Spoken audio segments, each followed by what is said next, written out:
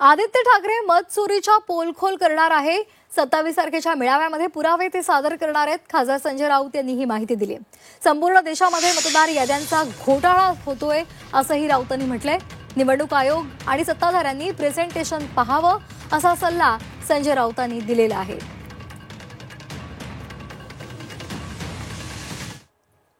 presentation मतचोरी संदर्भात, मतदार यादीतल्या घोटाळ्यांसंदर्भात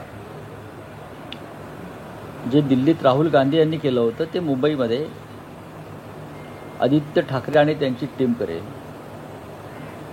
खूप